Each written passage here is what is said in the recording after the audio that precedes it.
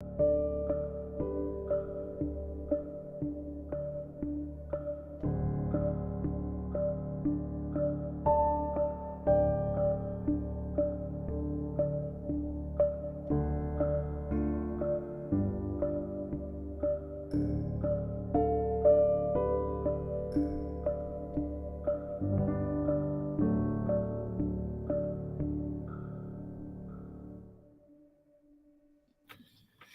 everybody.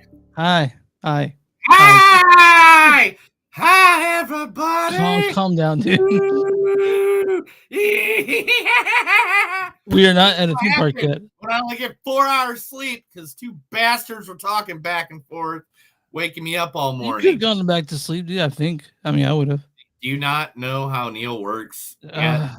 Not yet. We'll find out. I get 5 to 6 hours sleep at max, and that's it. And then I can't go back to sleep. It's so hard for me to take naps.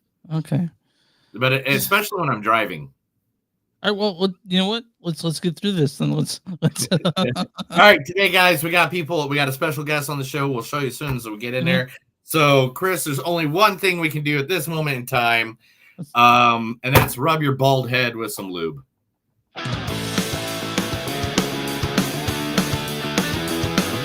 It's a show by Chris and Neil with all great movies. They are the real deal. We watch them all, so you don't have to. It's movies that don't suck and some that do. Ladies and gentlemen, boys and girls, listeners of all ages, it's a new episode of Movies Don't Suck and Some Do. My name's Neil. And I'm Chris. And we have a third person going to be joining us today. Everybody's favorite guy. Yeah. Because he makes fun of Chris just as much as I do. And that makes me happy. Anybody that can make fun of Chris as much as I do makes me happy in the world. Mm-hmm. And he's a beautiful man. I love him. And he's putting money. We just had a conversation with him. He put money on a team I just saw play basketball. A couple teams, I think. Yeah. Well, Pacers, I used to have season tickets. And the 76ers, I was just at the Wells Fargo Centers 3 days in a row. The beautiful, he's got such a big heart. They got to call him Mark. Here he is. Mark. Woo, yeah. Come on. How you doing, pal? Mark Radulich is your hookup. Holla if you hear me. So how much do you have on the 76ers? Because they're doing good this year. So, all right. Let me tell you what I'm doing here. Let me show you my mathematics. Okay? Gosh. Right now, I've got a 2-game parlay. Right? It's actually 4 bets. Right. I got the Pacers and the over, plus I got the Sixers and the over. I got $40 down, pays $300. What? But that's not all, because I got a guy, he's got his ear to the ice. He tells me the Leafs are due tonight. He says that the underdog Leafs, I'm giving away free money right now. He says by the time anyone fucking hears this, it won't matter. But he says that tonight, in the year of our Lord, 5/2/24, put money on the Leafs, baby. So I got $30 on the Leafs tonight against the Bruins. So, Mark, just so you know, actually, in the past couple weeks, we have now started going live on X and Twitter. X or Twitter, whatever you want to call it. So you actually just told 17 people that. All right, so thank you. There's somebody. One of those. Check out my sports betting app, my sports betting show. Mark blindly spends money he doesn't have. .com. All right. So let's get back around to what we actually do. We actually review 2 movies here every week, me and Chris. And this week we got 2 great movies. And that's why Mark had to jump in, because he's all about the ultra violent. And that's what we got. We got 2 very ultra violent movies we're going to talk about today. I brought my children to these. I saw the picture. So I was like, really? I'm a good dad.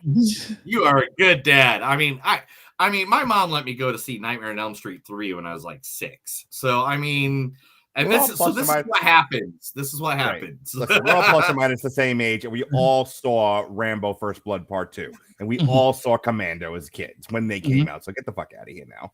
Yeah, I know. Oh my gosh. I remember. And we turned out fine. Hellraiser as a kid. Oh my gosh. Anyway, all right. So going into the first movie that we are going to be seeing today or talking about today is the one, the only, the man with the plan, Monkey Man. Woo! And it's going to go right across. You know what? He's the guest. So this is what we're going to do, Chris. Guess what? What? We're going to do this. We're going to do that. And then we're going to go this. Just like this. Oh, come on. Do it for me. You're going to block me out. Okay, I got you. We're going to block you out. All right, cool. Now me and Neil are on top. Now me and Neil are on top of Chris. My dream. He's usually on bottom. It's fine. Okay. Monkey Man. Yeah, starring who? Starring, you know what? I forgot the list that I sent you. Man, I'll I'm start usually it. more. I'll start it. Hot Dev Patel. Chappie, listen to me, I'm your maker. I brought you into this world, okay? This is serious. Mustn't engage in these people's lifestyle choices. No offense, okay? No counting narcotics, no robberies, no crimes. Chappie, no crimes. Okay, and you've got to promise me. What is promise? It's that you promised me, your maker, that you'll never do any of those things, all right? You can't break a promise, Chappie. Chappie promise. Good. Yes. Rob. So yeah, that's from Chappie. Well, he's not. Yeah, Hot Dev yet. the best movie with a band in it by any far. Die Antwoord was the best thing that ever happened to cinema because, oh man, they were amazing. I was sad about that movie that they didn't do Pitbull Terrier. You know, Pitbull Terrier. I'm not a big fan of that. I'm fucking with you guys. Really scared as like. Wait, did you just say the best movie ever with a band in it, like a musical band? Yeah, I know. That's what I'm trying. Because I'm just like, Cannibal Corpse. I'm trying to poke the bears. I am. Count me poked, sir. Cannibal Corpse. Ace Ventura. Get the fuck out of here. Hell no. I mean, the best live band performance in a. Well, we can't. This has to be. That's a whole segment. Anyway, Chris, really quick, like I know there's a couple people watching, you can edit this out later. Did you get that H. John Benjamin? Yeah, I did. Okay, cool. Don't play it now. Don't play it now. Okay, all right, fine. All right. Now then 5, 4, 3, 2, 1. All right. And then also in this movie is Pito Bash. Now, small boys in India, they can dream to become like you. So, let's go. Let's go and let's make JV, Ray, Brenda, Tom, our families proud, huh? Are you with me?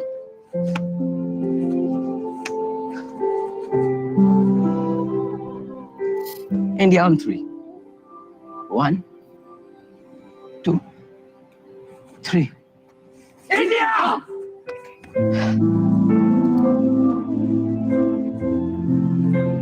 Hey brothers, I'm seeing my dream in both of you.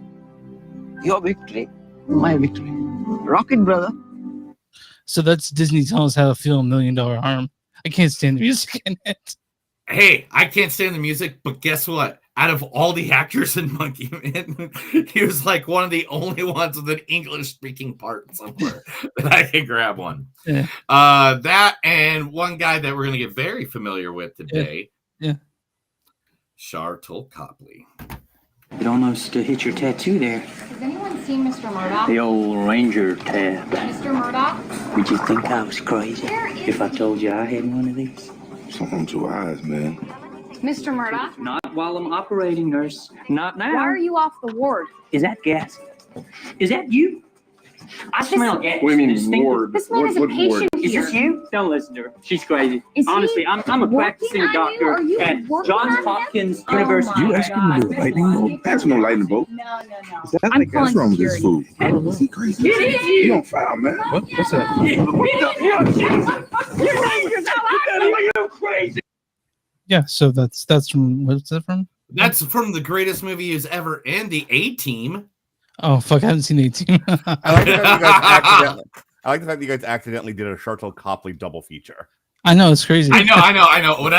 Because every night when I look up clips and it's usually pretty late. Like I started this, I think at like midnight to start doing all these clips, and I was like, Oh shit! And last week we had Carrie Ells was in both movies that we did. There you go. So it's just like we're doing double features all May long. Oh no, all I guess we're in May now.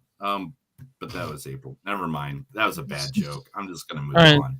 Anyway, ruin everything. That is Monkey Man.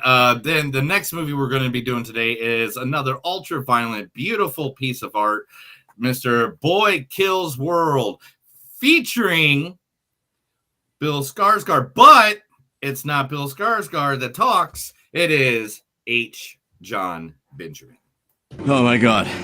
Are you guys okay? We but Bob, where'd you learn to do that? I don't know. It was like instinct. Were you speaking Russian? Was I? I don't even know any Russian. Look, the label in his coat has those idiot Russian letters. Why the hell are Russians trying to kill you? I don't know. He called me Archer. Maybe they think I'm somebody else. Somebody who gambles? When would I gamble, Linda? The 6 hours a night I get to sleep? Because the other 18 hours I'm slaving over this hot-ass grill. So the Archer Bob Burgers like crossover episode. Yeah. I love like as soon as I knew I was going to do H. John Benjamin, I was like, that's the clip. Like there's no other one. Also in this wonderful film, Boy Kills World is going to be Jessica Ruth. Brian, you dumbass! You sent me back! What? It's Monday the 18th! I don't believe this. I just got out. How could you do this to me? Who's this crazy white girl? Maybe it was a bad dream or something. You're right. It is my dream. It's a nightmare. This sucks. It sucks the biggest mega balls in the history of shitty ball suckery.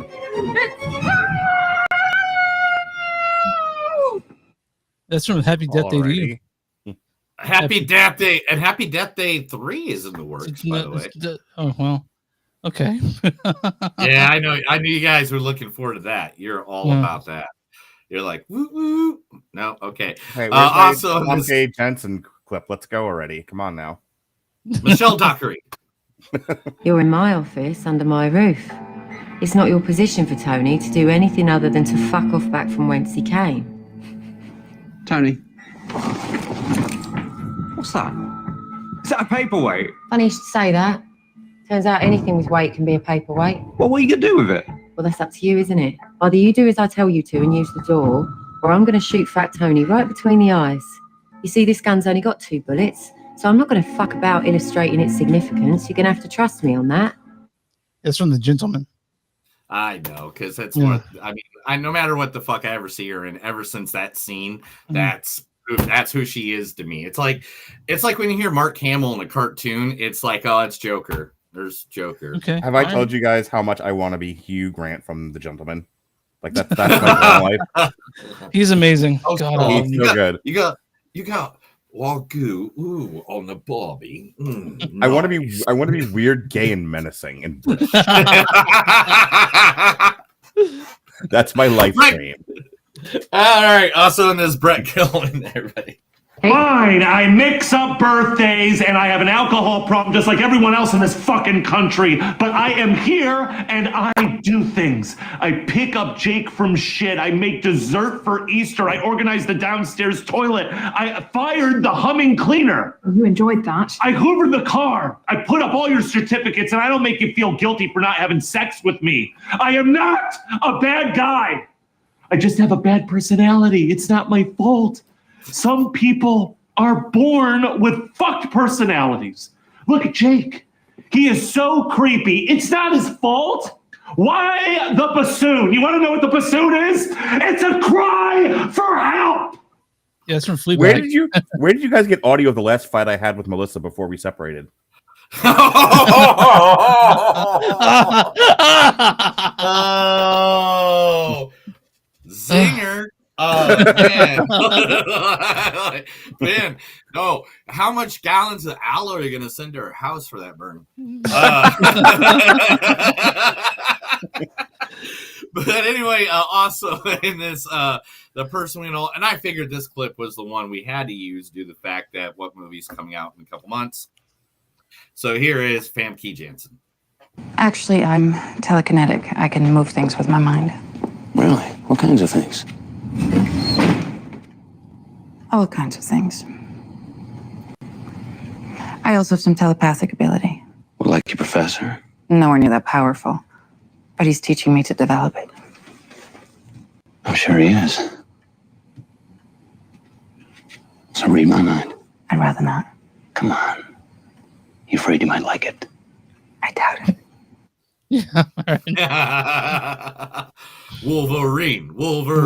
I was marveled at how young Hugh Jackman looked in that clip. I was like, Jesus Christ, I haven't seen that. I know. hang on. Did you just say I marveled at you, dork? Yeah, I did. Did you just? Yeah, he's punny like that. Yeah. He's really funny. I know. And it's so funny because of how old he's supposed to be in that photo or in that movie, and now how he looks now. Like, and also in this movie, none other than Sharlto Copley. We are here at MNU head office, Department of Alien Affairs. My name is Vikas van der Merwe. There will always be a little bit of tension happening between us. Yeah, sure. Hey, Footsec there, you can't eat that, man. The prawn likes to eat the rubber. It's sort of like a marshmallow. No, you hear that? That's a popping sound that you're hearing. It's almost like a popcorn. What the egg does is it pops up. You know, the little guy, what's left of him, pops out. Hello, little guy. It's the sweetie man coming.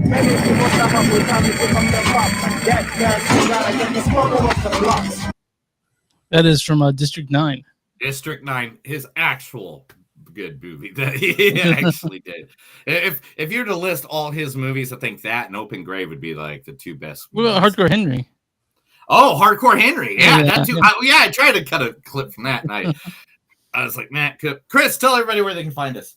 You can find us online, moviesdon'tsuck.net. You're at WTMnet.com. That's WTMnet. W number 2. Fuck God. I'm sorry. I'll start over. Can you use all the cuss words in one sentence? W2mnet.com. W number 2 moviesnet.com. You can find us there on a bunch of really cool podcasts, like Mark's podcast are there. We're also on X at MTS Podcast, on Instagram at MTS Podcast. We're at Facebook.com/moviesdon'tsuck podcast. We're also on Patreon. Go to patreon.com/moviesdon'tsuck. You'll find us there. If we don't have any extra content yet, because we have like 2 people on there, who cares? Bob Farrakhan, so Choose and Suck and something to do. You'll find our shirts there along with a bunch of other ones that Neil has made. And where do you find podcasts from Movies Don't Suck and something to do? Neil, I'm sorry. What's wrong? I'm just taking a nap while you're going through all that. All right, really quick, let's get our sponsor out of the way. I'm just kidding. I love you. I'm sorry. He was on his FanDuel app putting money on the Toronto Maple Leafs. If anything, I'd be putting money on the guys I loved more than anything in my life, and it'd be the Indiana Pacers. Hey, can I ask you a question? Can I ask you a personal sexual question, Neil? Yes. Okay. It's like a second date question before. Okay, cool. Yeah. Let's go second date question, and then we'll get into our sponsor. You gonna cry when the fucking Nuggets crush the Thunder? Sir. Just because I work at a place doesn't mean I support everything that goes on at a place. To be honest, the Thunder's the Thunder, whatever. They're good in the area I live in, so I don't get killed when I walk out the door. This is a fucking setup. What's he doing to me? I know, dude. Have you not heard about the crime rate in Tulsa? Thunder are a great team. Awesome. If they get beat by the Nuggets, I'm not the guy that's like, oh, man. The only team I ever care about that ever loses is Notre Dame. When Notre Dame loses, I get really mad. If Indianapolis lose, I get kind of mad. If the Chiefs lose, I'm kind of like, eh. And then every other team, I'm just like, and anybody that beats the Patriots, I'm automatically happy for. Okay. And the Cowboys. And the Cowboys. Both the Cowboys and the Patriots, every time they get beat, I do a shot to that. I don't really have that place some room in my heart for football, so I'm glad you guys have room for that in your hearts. I just don't.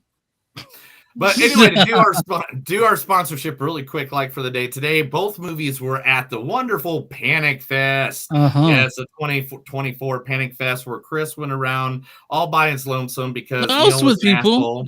No, every pitch you got, you're by yourself. Well, I didn't want to bring people. I mean, remember that year we went to the Panic Fest ourselves, like when we went together and we were there and we were hanging out.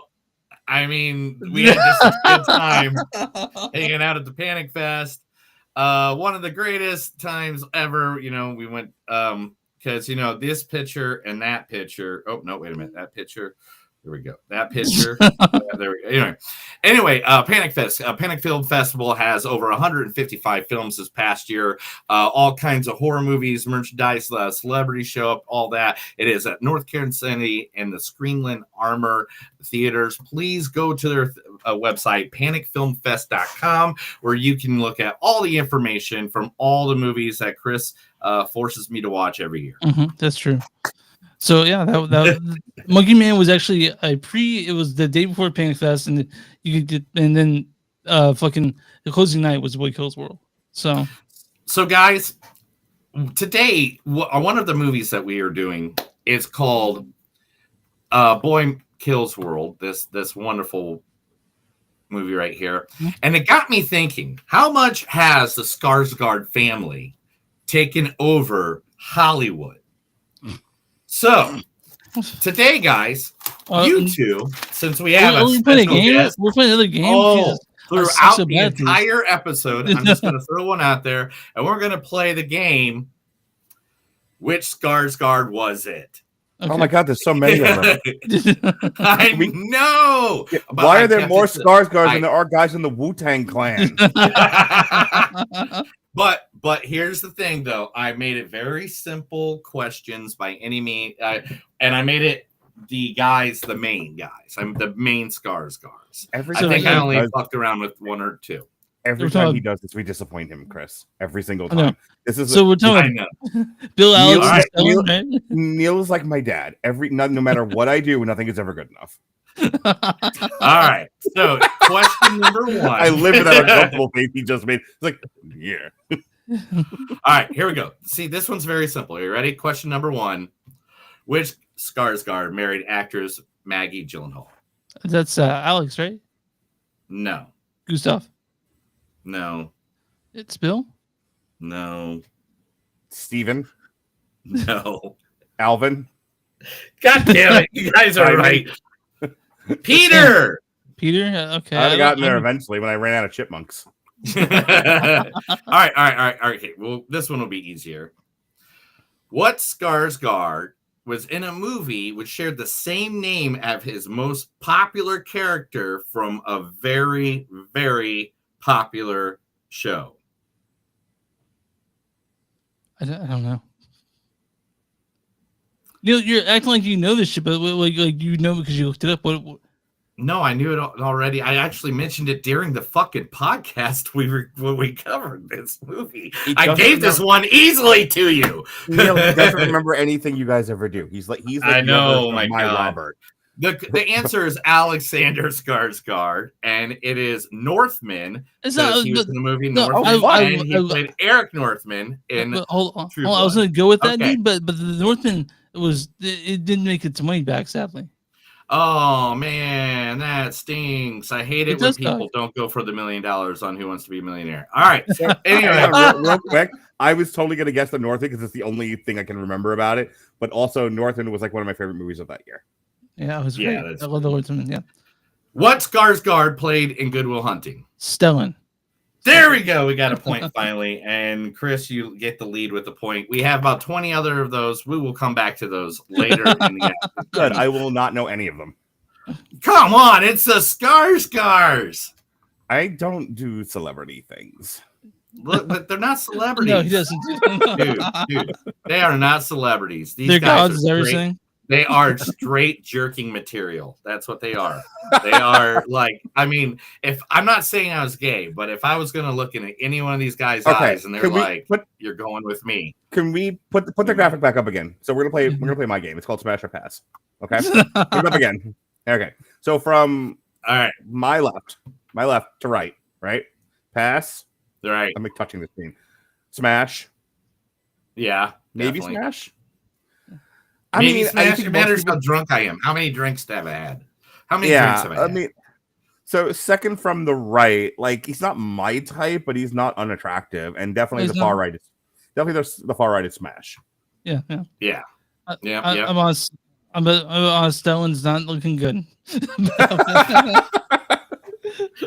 But all the other All right, ones, well, all right, on to our first movie, Monkey Man. Monkey Man, directed by Dev Patel. He's directed nothing else. His directorial debut. He's an actor mostly for the Green Knight, Lion, Slumdog Millionaire, and he's gotten really hot over the ages. Last couple movies, I'm just sort of fuck. Dev Patel's in this as just Kid. Chappie, listen to me. I'm your maker. Also, Shardo Copley as Tiger. It almost hit your tattoo there. And Peter Bash is Alfonso. Now, small boys in India. Sikandar Khair is Rana. Sobita Dupu. Oh, man, I should have just looked this up. Sofia Dubuala is Sita. I'm sorry. Look what I got to work with today. I know. It's, we got Vivan Sharma as Alpha, Mark and Defend as Baba Shakti, and Ashwini as Kalstar as Queenie. Run through the storyline for this one. I don't even know what you're talking about anymore. I know, dude. all right, I'm speaking gibberish. You were speaking gibberish. It was like when I first learned how to speak Pennsylvania Dutch. Mm-hmm. It was like anyway. Kid, an anonymous young man who ekes out a meager living in an underground fight club where night after night, wearing a gorilla mask, he is beaten bloody by more popular fighters for cash. After years of suppressed rage, Kid discovers a way to infiltrate the enclave of the city's sinister elite. As his childhood drama boils over, his mysteriously scarred hands unleash an explosive campaign of retribution to settle the score with the men who took everything from him. So, like going into this, I was expecting kind of the John Wick thing just by the promotional material involved, and it's not really like that unless you want to say it's like John Wick get the shit kicked down with the staph infection because everything in this movie is dirty. You know what I mean?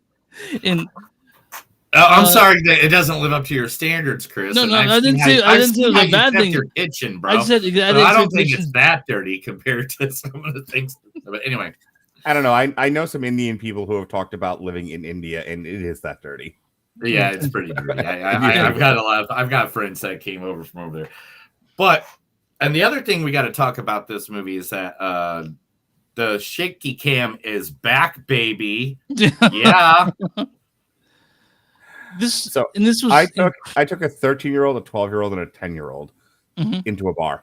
No, I took Are you a three priest? children. No. Yes. I took 3 children to go see this movie, and they fucking loved it. My son has only seen the first John Wick movie, but like that was the consensus when it was done. It was like, oh, this is just Indian John Wick. It was solid. I think one of the guys from Critically Acclaimed said that like this feels like Dev Patel's audition to like direct a James Bond movie. Yeah. I didn't even think about that. But I mean, in terms of like classic revenge fantasy movies, I mean, I liked it, and one of the things I liked about it is the fact that it is foreign. It's not American made in the sense that if it was American, it is John Wick. And what I mean by that is they had killed his girlfriend, and he had to come back as the Crow or some shit. No,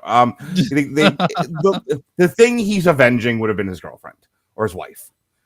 We seem to be in this culture very obsessed with that sort of thing, where like it's always about whoever we love. The rest of the world, just like your mom still exists, that would be a thing. You can love somebody besides the chick you're banging. Yeah, no, that's not true. Yeah. So I like the fact that like, you have a situation where very similar to, again, Boy Kills World. You have your protagonist is traumatized as a child and grows up to be an avenging angel set to take down the mob. It's funny you guys link these two together. They're very similar in plot structure. I know that's the reason I actually did link these together, because one, I knew Boy Kills World came out, and I knew, hey, I missed Monkey Man because I don't know, where was I at that week? I don't know where I was at that week. I think this I was hanging out with I was hanging out somewhere with like 71,000. I do. But anyway, you do it swimming. I get it, dude. I was making swimming. It's all right. But I was making money too anyway. Porta potties on the ground there. Nobody knows what's going on there. Anyway, no, but the two of these movies are going to be very similar, but at the same time, they're different in their own way. And this is a good way of seeing that, movies can be similar in the theory of what they are, but each one of them brought something completely different. Execution matters. This one has a political element. I'm not familiar with Indian politics, so maybe it wasn't as deep as it was if I were Indian or familiar with it. So, but I mean, you could say it's political, but it's incredibly violent. I just like that the guy's like gone for like 3 days, and all of a sudden he's like super Bruce Lee. Like, like before that, he was like, Objection, Your Honor. Batman's back was broken in The Dark Knight Rises, and he was thrown into a pit where someone did some like mild back adjustment, and he was able to climb out of the pit and retake Gotham. After doing an arts and crafts project in fire on the side of a building. It's fine. Oh my God. Do we go down the Christopher Nolan road? But anyway, I hate The Dark Knight Rises, by the way. Oh, thank you. No. Do we have an audience applaud there, Mr. Producer? I don't know, but I can get my son to yell, "Where is the trigger?" for you if you want, because that's becoming a conversation around my house.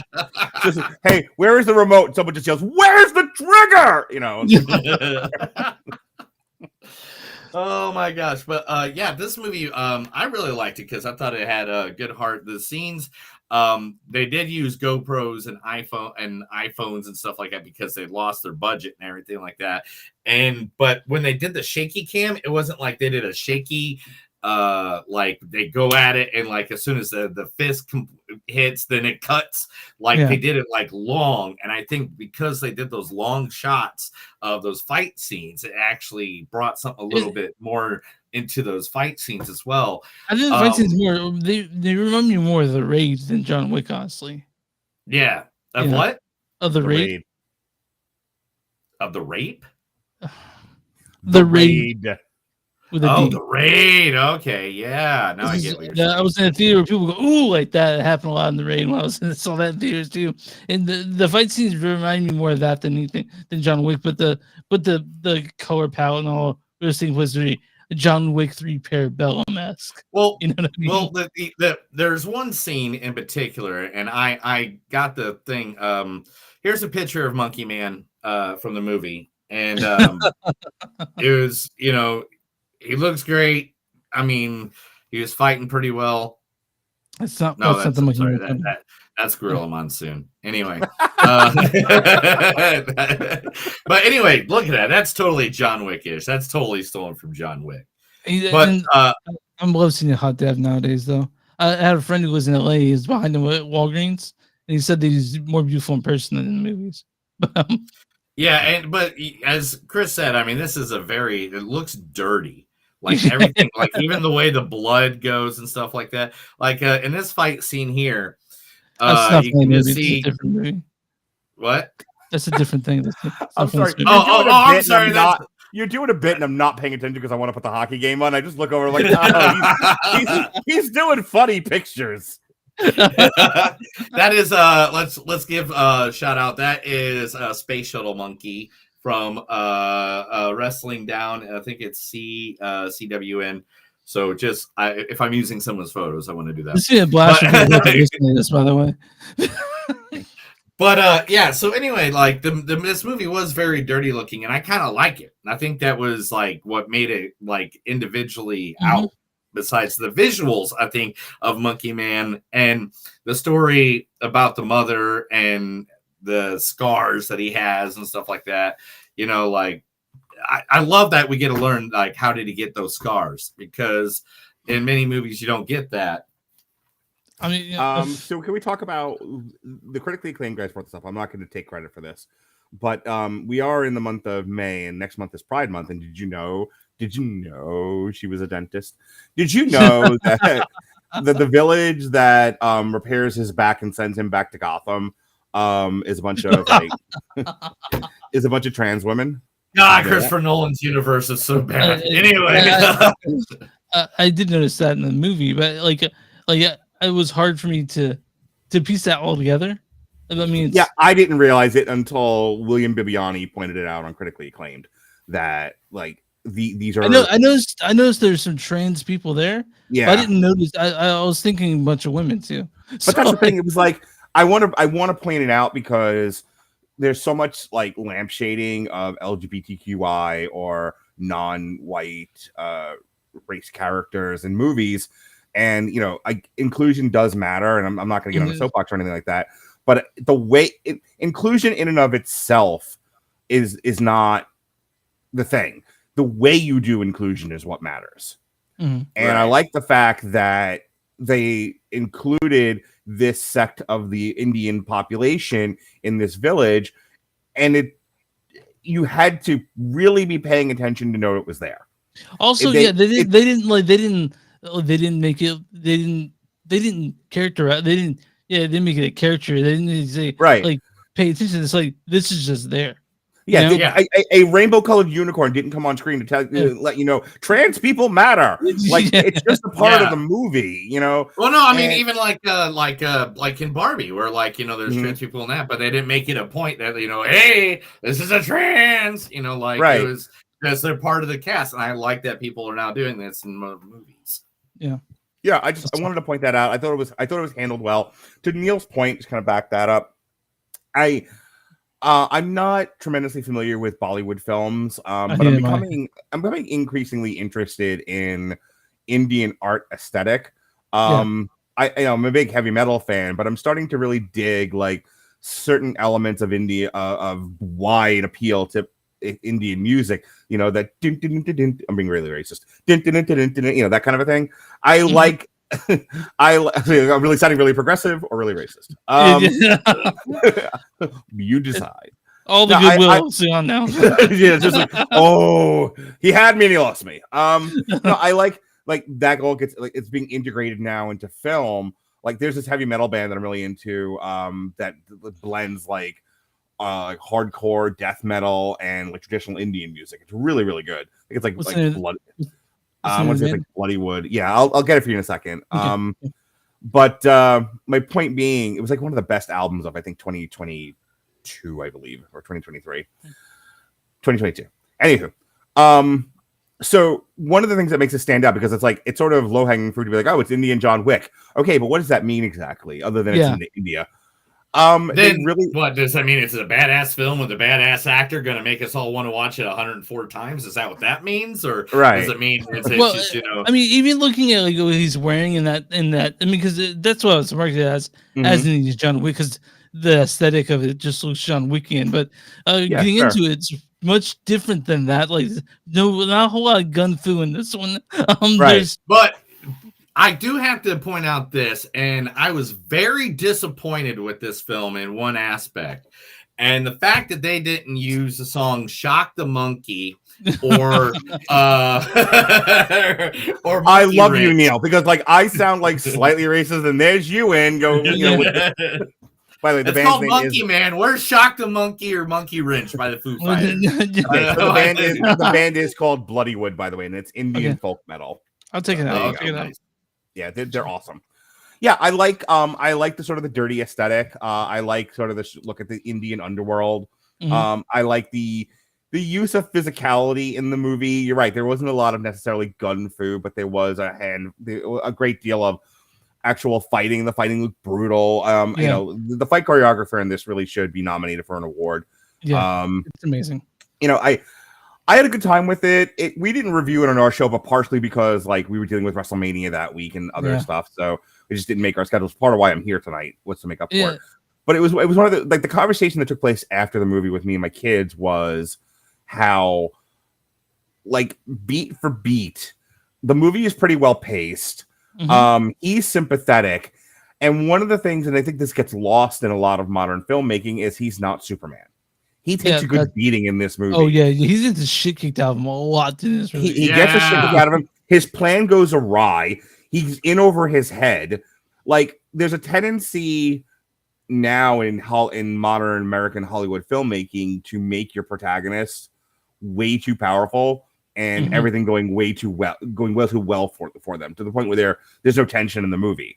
And here, I think there was a lot of dramatic tension because you legitimately see him get his ass kicked and the things not go his way. And then there's parts of the movie where you're not quite sure where things are going or what's going to happen to him. He's going to live to the end because, hero.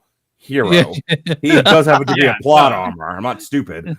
But it takes a lot to get me to buy into the fact that he's not going to win in the end. And I think the movie is successful in that. Yeah. I like the movie. It's not perfect. I seriously thought there's 20 different times I thought the guy was going to fall over and just die. I thought it was just fucking close at times.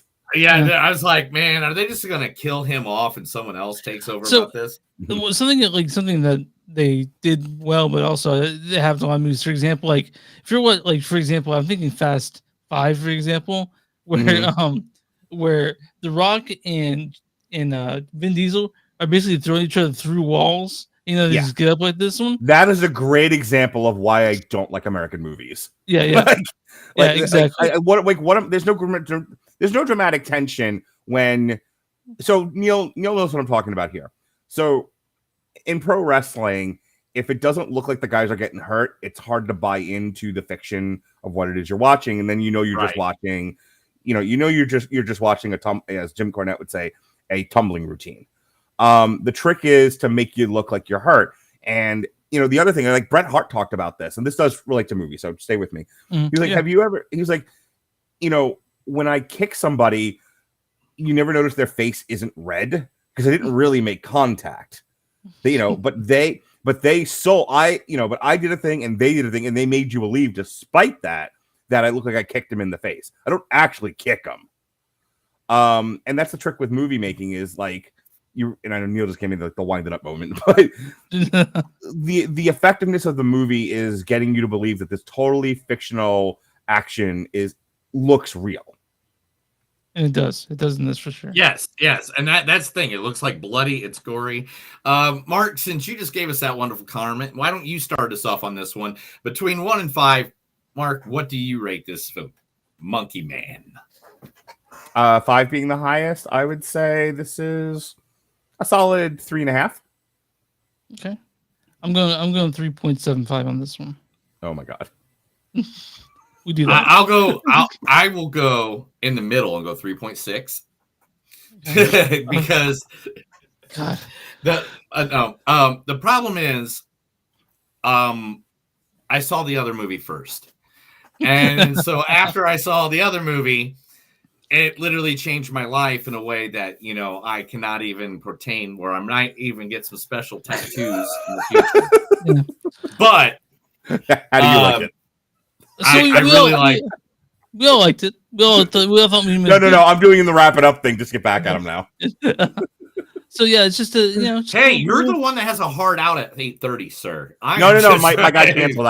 My guy canceled. At this point, the only thing you'd be keeping me from is my girlfriend. But I'm good. Keep going. All right, cool. Okay, which one? Which one? Oh, which one? Yeah, you got those 2 Facebook accounts, and then you got the third one, I mean, you got what about you mean the one on Plenty of Fish, the one on Okay Cupid? What has the one my on life Grindr? That I'm on here talking to you dorks, but I also have the hockey game on and the Pacers game on. What has my life become? That's the life it has become. All right, Chris. I went my wife through Okay Cupid, right? Yes. Yeah. I met my wife on Craigslist. Nice. After you let her out of the trunk? No, I thought she was going to murder me. She's the one that showed up with a cage full of rats in the middle of the night. I mean, yeah. Ladies. I took another date to karaoke and Oh. met my current girlfriend. Oh, nice. My girlfriend swept me up from the date I was on and said, "Away with you bitches. This one's mine." Well, that's good. There you go. All right. All of this. I'm on Rotten Neil. I want you to guess the audience score for Monkey Man. By the way, I've been calling Monkey Man. Like just Monkey Mania. Yeah, Monkey Man. What's the audience score? Monkey Mania this year at Las Vegas. Don't worry, it is the Monkey Man versus Dolphin Girl. They're gonna make it. He's gonna punch her from a tree. She's gonna punch it out of her orifice. It's gonna be crazy, man. That's not a number. What's the audience score for this one? The audience score is going to be for this movie. It's got to be at least in the 70s. So I'm going to say 78%. 84%. Sons of bitches. Audience consensus. Monkey Man's exciting action scenes hit even harder thanks to a really well written and emotional story. Okay. What is the critic score for Monkey Man? The critic score is going to be a total of $942. It is going to be 68% because critics are assholes. Certified Fresh at 89%. Shut up! They went higher. Yeah. Way to go, critics! You got something right for once. Replace Dev Patel with a white guy. It's a lot lower. Yeah. Oh, yeah, by any means. It's just so hot. But the critics' consensus is audacious effort from debuting director Dev Patel. Monkey Man dismisses action and social political commentary with equal aplomb. But I'm gonna read a bad review and a good review. Bad review from Jorge Loser of Espinoff. Well, that's the Spanish one. Okay, Jack K. Cooper of jackkcooper.com says, evokes the memories of John Wick, but not enough to score added entertainment value. 5 out of 10. Did Kevin Carr, a fat guy at the movies, review this? If so, please read his review. I want to see if this is too much movie for him. This is probably too much a movie for him. Let's look real quick though. That kind of movies is I read shit all on here all the time, and then I go back and I judge his scores on other stuff. So, dude, we have been bullying Kevin Carr, a fat guy at the movies, for years now. We're pretty sure we drove him out of the movie review business. Let's see. Challengers, Amnesty, Stone Cold. Hey, speaking of challengers, did you guys hear there's not any toward sex in challengers? Like, consider, like, I don't know if you're going to talk about this in the news segment, and I don't want to like hijack your podcast, but I was listening to the critically acclaimed talk about this. We add you to these episodes, so then we have difference in our episodes, so we're not okay. doing the same table. So whoever went to challengers so that they would see a hot threesome with piece of ass Zendaya. Yeah, the totally misogynist comments. Yeah, no, some light kissing between her and the two boys, and then that's it. I was told this is like the horniest movie of the year. Yeah, like, I've heard it's the horniest movie of the year, and I'm like, there's more horniness going on in my fucking house than there is in this movie. It's the horniest movie of the year because it leaves people horny because they're like horny for something else. I guess, and your buddy Kevin Carr did not review. Yeah, but I'll read Richard Roper's review of this. You give it the 3.5. I know. Let's go, Richard. What a dick. You know, I'm sorry. I heard that joke, man. But Dev Patel comes out swinging in the monumentally entertaining and bare-knuckled revenge flick. Did they come out swinging in a movie called Monkey Man? I know, right? Of course. Hate them. Puns. This is why the Red Chinese will win. Pun. All right. Well, I think we're ready for the news segment. You get that stuff pulled up, Neil, or you know, just Anyway, what's up? News segment ready? Is you ready to pull that up? Or we're doing news today? I thought you said you didn't want to do news because you hated when I did the news.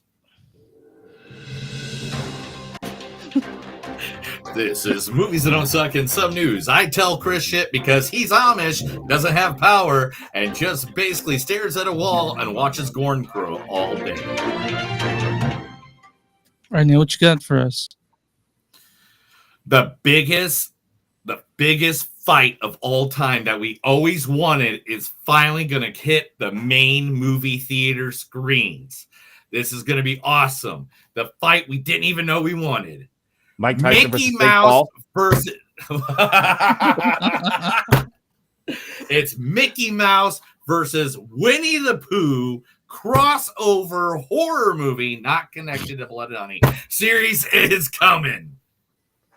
Is it by the same idiots that did Blood and Honey and the ones that are also doing the Steamboat? No. Movie? It's not connected to Blood and Honey at all. Okay, it's a different This group. is open because this is open domain stuff. Like people can go get used Right. Winnie the Pooh and Mickey because So this of is the, an the entirely rights. different production company. So this is a movie or a series? This is going to be a movie, and it's going to be the movie features Mickey Mouse with Winnie the Pooh as twisted villains, and it's in production in the greatest movie filming state of the United States, and that's Michigan, because that's what I think every time. Oh, I mean, I guess if you want to go, record cities that are decrepit and look like, post-apocalyptic or horror movie setting, I was going to say they're probably filming in Michigan because nobody lives there. Yeah, well, no, in Detroit you can buy like a whole block for $20. Like there's houses. You can buy a whole block for $20. Why would you, pay? If I win my parlay tonight, if I win my parlay tonight, I might move to Michigan with my $300 and be a millionaire. Walk down the street with a pimp hat.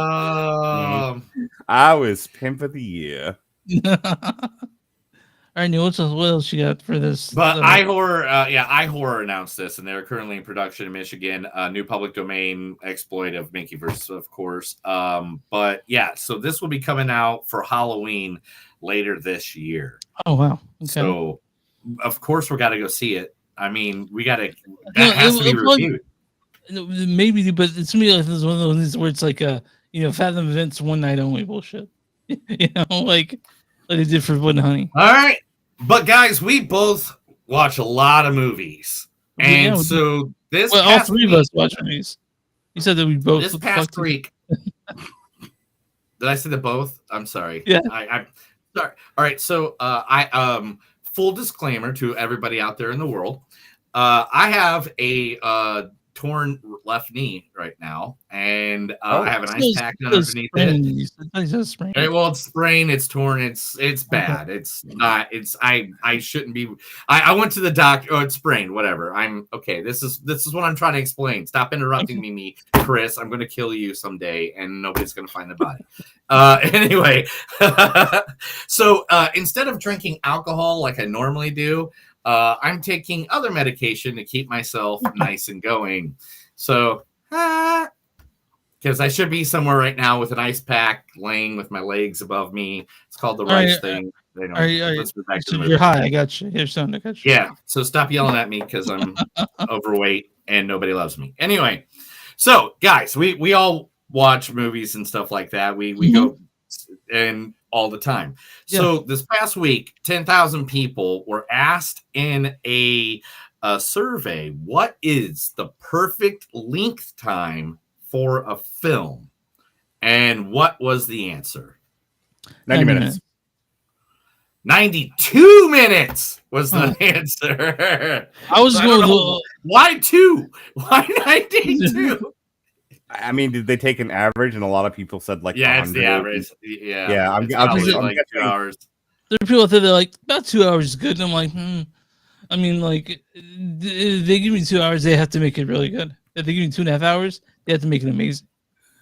I'll tell you, after watching movies like Killer of the Flower Moon and Oppenheimer and all these like 2.5, 3 hour movies, like I'm dying for a return to the salad days of the 90-minute cinema. Oh, you had other things to do after the movie. You know what I mean? Yeah, I know, right? You can go to a movie and think that's what you're doing that day. You know what I mean? Yeah, I'm really tired of. I remember like back in the 90s. And the thing that the two thing is one, because then on top of the 3.5 hour movie that you got, or 4 hour movie or whatever, then you got 45 minutes of previews beforehand, and those start like right at the time the movie starts. Previews. I took my ex-girlfriend to go see fucking The Beekeeper in January, and after 20 minutes of preview, she was just like, "Oh, there's still a movie?" Like she was legit too. She had no fucking clue. She hadn't been to a movie. She hadn't been to a movie since Reagan was in the White House, and And she like legit didn't know we were like there was still a movie to go after a half an hour of previews and shit. Yeah. I mean, Nice. But I was one of the few people that didn't pee during what Infinity War, in game, and Well, now I mean, you wear the pen everywhere you go, so I don't, by the way, but what's going on? I'm glad you said it straight on that. It's like, but I don't. I don't. I do just tune in and know nothing about it. So when Neil says shit, I do want to clear the air a bit, but it's okay. What else we got? Naked Gun reboot has casted Paul Walter Hauser, and he's going to be playing Captain Ed Hawken in the new Naked Gun series. So Paul's got a new job. Way to go, him! I just feel like we don't need a Naked Gun remake. It's a great cast. I know. Fuck comedy, Chris. Right? Who needs comedy anymore? All right, fuck comedy. Why don't you just remake action not, movies over and over? He's not wrong, and I'll tell you why he's not wrong. I got you, Chris. Why is he not wrong? Because what silly comedy do we have coming out besides? Hang on. Like we barely have any comedy anymore. Let the law offices of Rattledge and Winfrey take this case, a subsidiary of Dewey, Scroom, and Howe. Okay, here's my argument. I did the same joke on Tuesday. So here's the thing. Parody is dead. Satire is dead. This country, and maybe most of the rest of the world, I'm only speaking about America, does not understand the subtlety of satire and parody. Everything has to be pie in the face, pie up a horse's ass, lampshaded, fucking obvious, and as subtle as a kick to the fucking head. So when you make a movie like The Naked Gun, think about that horrid fucking parade of scary movies and action movie. Remember like that group of parody movies by that group of guys that had like Marlon Wayans? Yeah, scary movie and all that stuff. Yeah. I love parodies. Parody is my favorite thing in the comedy world. Here's the problem. It's like you compare that to like the Salad Days of like the Mel Brooks parodies, or even like the Zucker Brothers stuff. Yeah, where that's true. You didn't assume your audience was mildly retarded, and modern parody does. What made the Naked Gun movies effective as they was we were still in the last gasp of the age where you didn't assume your audience was a bunch of retards, and you could actually get away with some very cheeky humor. Now they're gonna make this Naked Gun movie, and it's gonna be all pie in the face. It's gonna be all dumber and obvious and broad and fucking terrible. Up to that was the word I was looking for. Makes sense. But to be honest, now that you're actually comparing stuff like that, I totally agree with it. It might actually be bad. Now I changed my mind on it. All right, moving on. We win every case. My heart. Law firm. Hang on. If anyone's just like, I still don't buy it, do yourself a favor. Go watch History of the World Part 1 and then watch the series History of the World Part 2. Yeah, it's so bad. Yeah, it is. I have to agree with it. I don't want to say that about good old Melly Brooks, but that one did not hit it out of the park. All right, Aubrey Plaza's action movie, the one that we all loved earlier this year, Emily the Criminal, will be now turned into a television series. Why? Why would they do that? Because why not, Chris? Because why not? because we had to have a gentleman movie and now a gentleman series. This is now what we're doing. Everything is this series any good? I haven't watched the gentleman series. I've heard it's good. I haven't watched it. It's a lot of time to commit to something that. Yeah. I'm not reviewing a show. I'm not watching it, and I'm missing a lot of good stuff. Like I've heard Monarch on Apple TV is good. I've been cutting old TikToks from like old shows that I did. I heard myself say I wanted to watch The Flight Attendant, and I'm like, God, I gave up on that years ago because I have no fucking time to watch. My God! Have you guys watched Baby Reindeer yet? No. Which one? Baby Reindeer. Which one? I have not watched Baby Reindeer. Oh my God! I'm in the middle of a Sons of Anarchy watch because that's the only. It's in April. It's April. And I don't watch Christmas movies around this time of year.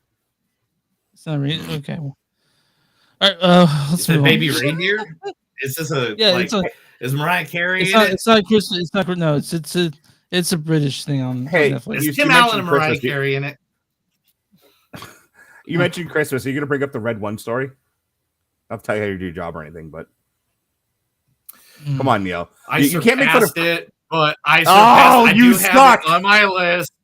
I whatever. surpassed it, but Why don't you I just do get have down it and on my blow list. the rock while you're at it? All right.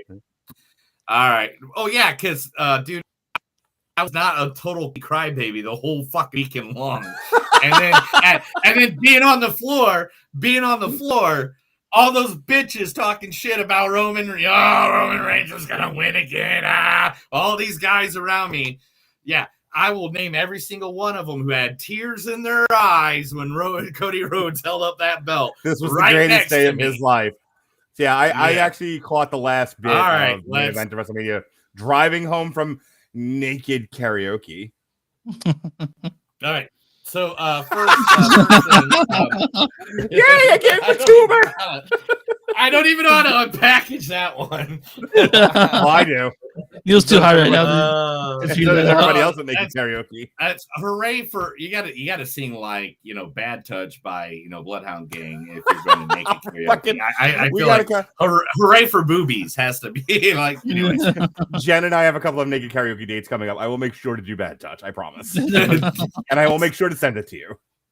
All right. So what Mark was talking about, we're talking about Red Ones. All right, we'll talk about this. Dwayne The Rock, I'm better than everybody. The final boss, Johnson, decided that he doesn't like showing up to set anymore, and now has overflated the budget of Red One all the way up to $250 million. That's a lot. So my question is, how much money did Netflix? How much money did Netflix give him for this? Because you got to remember, part of the reason why studios are like reticent to sell their movies to streamers is they get the one-time fee for it, and then that's it. So you make a movie for $50 million, Amazon or Netflix or whatever give you $100 million. You make $50 million, but that's all you're going to make on that movie. You make a $50 million, movie with Dev Patel, and it maybe makes $500 million. And you made yourself a tidy profit there with that. And so you're gambling, but that's movie making, baby. However, Sony, who couldn't fucking make a hit, who couldn't get a hit at a T-ball game, was hot to sell their shit to Netflix for a while because it was guaranteed money. Yeah. So my question is, how much did The Rock get for Red One? Is Red One? Is that the sequel to Red Notice? No, it's a goofy Christmas action movie. Okay, great. Yeah, Christmas movie action. Well, the thing is, this is what happens. It was that he refused to work more than 5 hours a day and was on average 7 to 8 hours late to set every day. All of us here, hilarious. Me and Mark. He wouldn't work more than 5 hours, and he was 7 to 8 hours late.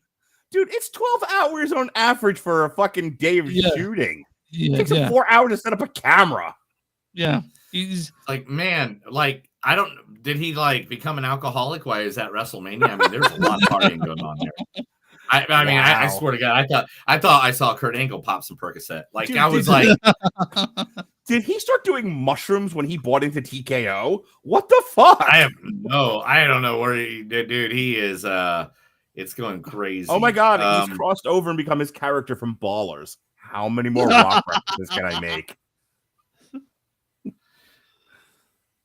All right, Neil, what's next on this? No. I was reading. Okay, so a new article came out just now, and they're trying to defend Mr. Dwayne Johnson and his actions. So I was just kind of reading it for a second, and they said that his jet lag and he had a UTI, and I mean, I'm like, okay, look, dude, if I'm getting paid millions of dollars, if my leg is bitten off and dragging behind me, I'm still showing up to fucking work. I was gonna say, if The Rock is getting UTIs, maybe stop going ass to mouth, buddy. I mean, I'm just saying.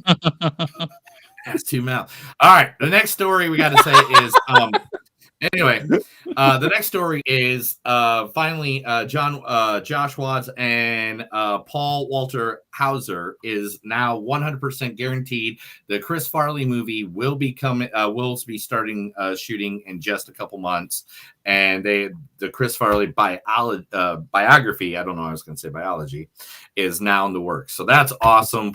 Is the movie called Cocaine and Sandwiches? I don't know. It should be. It should be. It should be. Oh my gosh. But so thumbs up to Paul Walter Hauser on getting another job. The remaking of 9 to 5, starring Jennifer Aniston and Diablo Cody. Yeah. Diablo Cody. Working 9 to 5. What a way to make a living. Now picture this naked. Yeah. Oh, wait a minute. Anyway, Peaky Blinders movie will start shooting in September, so that's 100% guaranteed. Everything's worked out now after the strike is done. This one, I was pretty weirded about this one.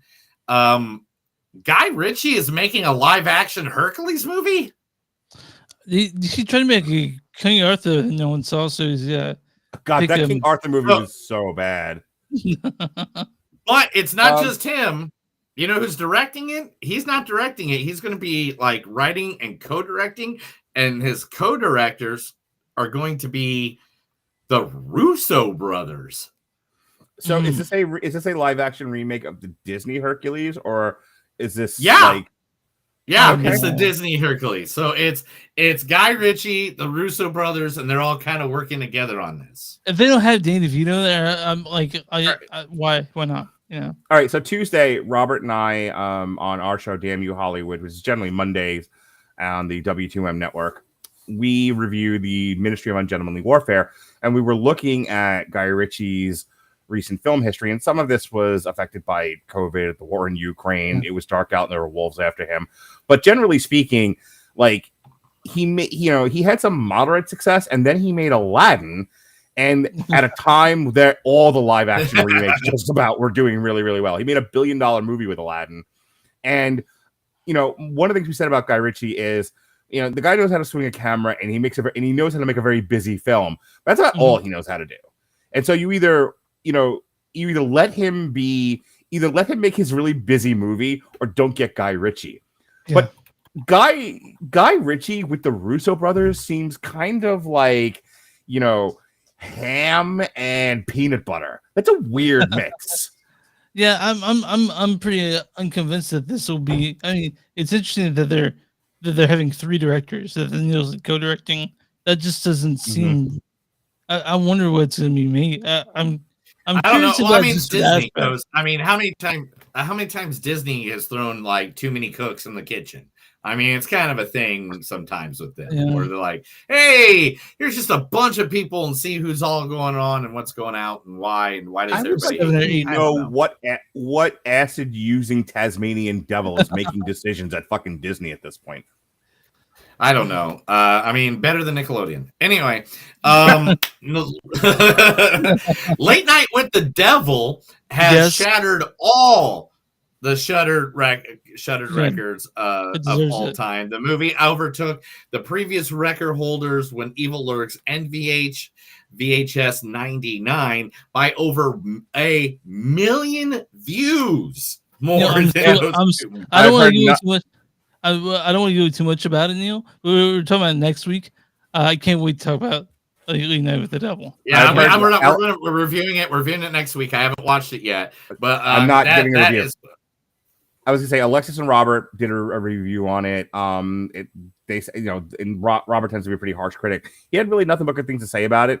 I would say if you guys are going to touch on it, you do have to throw your hat in the ring and get into the whole AI artwork thing, because that is all anyone's talking about. It's like everyone has the same take on this movie. Yeah, it's good. It's really good. You should watch it. Let's talk about the use of AI art, though. These motherfuckers. That is the whole thing. Right? Like, there's like one scene, it's barely. From what I haven't seen. I guess let's talk about the AI. Cool, Chris. Don't go more than that. Fine. That's only one scene. You don't need to worry about that scene. You don't do that. But by any means, that sounds amazing, and I can't wait to. Yeah, I'll totally argue that point. I'll argue it all day long because I don't know. I don't want to get into that now because I'll take too long right here. DreamWorks just passed the 500 million milestone for Kung Fu Panda 4, making it the 7th highest grossing movie.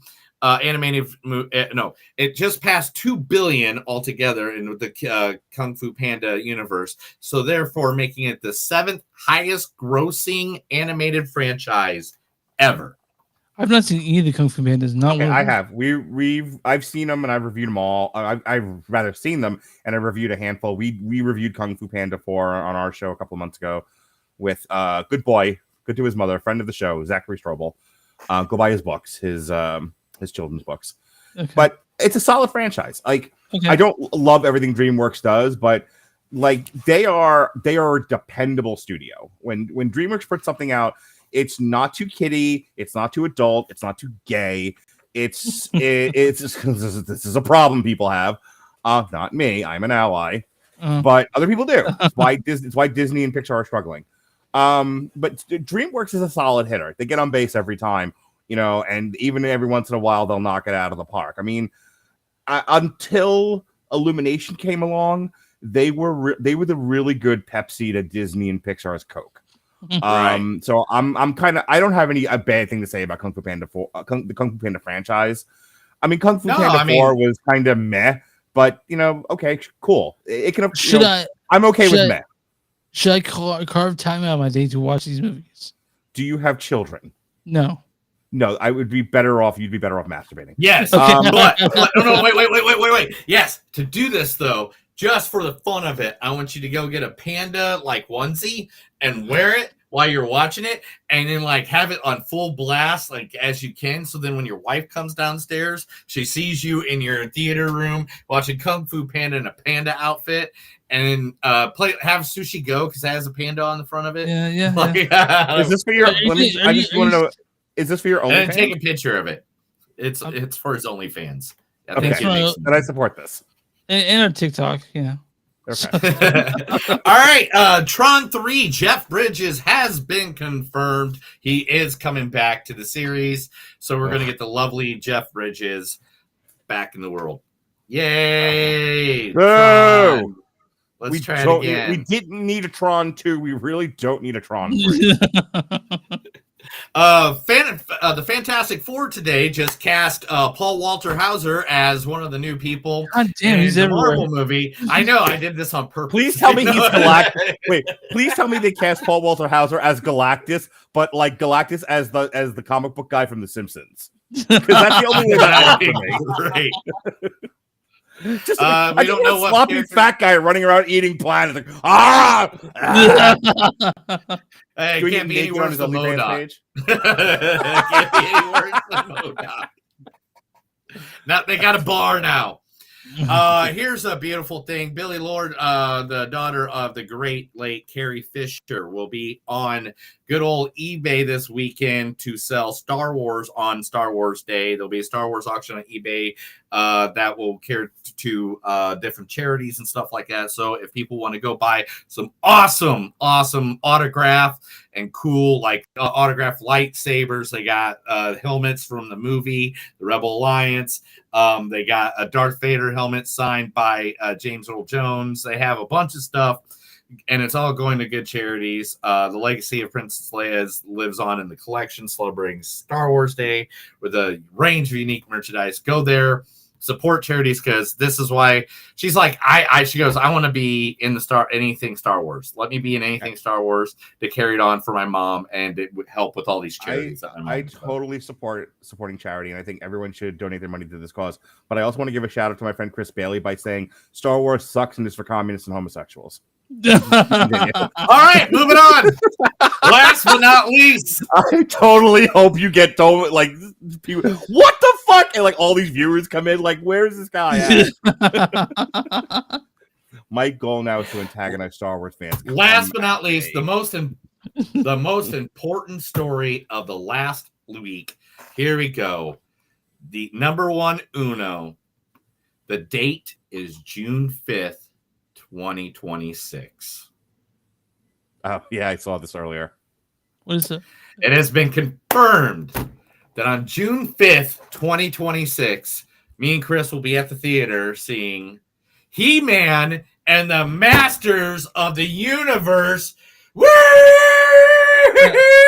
So here's just I'm going to share my take that I gave my friends today in our group chat, our podcast group chat. This, and then I'll shut up, Chris. This got passed around like a hooker at a Coke party.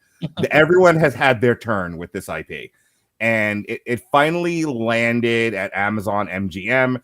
And my only thought about that was, first of all, the guy directing it also did like Paranormal and Bumblebee and the Box Trolls. So on the one hand, he can clearly handle animation and special effects and, and that kind of a thing. He also has made some pretty solid pictures, though this is probably the biggest thing he's ever done. But hey, let's give him a chance. So I'm okay with the director. But also, MGM hasn't angered God the way like Disney and some of these other studios have. So, like, I feel like at this point, most studios besides Disney get it. They get why people are in large numbers turning away from Hollywood and are trying to right the ship. Which is also, again, why He-Man has had such struggles, because people keep trying to do things with it they shouldn't be doing with He-Man. I think they get that. They don't seem to be making terrible movies that drive fans away from IPs the way other brands do. Disney. So I have high hopes for this movie. So when it comes to me, Go ahead. I'm a little bit too young to be super He-Man, so I'm really ambivalent to the whole idea. Okay, I grew up on He-Man. Well, I'm 37, so so I had all the villains. And it's a little bit before my in time. the trailer court. Yeah, in the trailer court, because we played in between the two trailers that we lived in. He Right. had all the good guys, and I had all the bad guys. And so then it'd be like, like I had like maybe 4 good guys, and he had. Did you ever watch the documentary, "The Toys That Made Us," and hear the history of He-Man? Damn, dude, yeah, anything that has He-Man, Thundercats, fucking Transformers, and G.I. Joe on, and Ninja Turtles. If you haven't watched the history of He-Man is fucking dope. Like the way they came up with it, like these like German weightlifter toys that they turned into these mythical figures. It's great. And then the cartoon was awesome. I love to see like an actual like take on He-Man for modern audiences that reinvigorates this product. Sure. At this point, I'm just crossing my fingers for a halfway decent movie.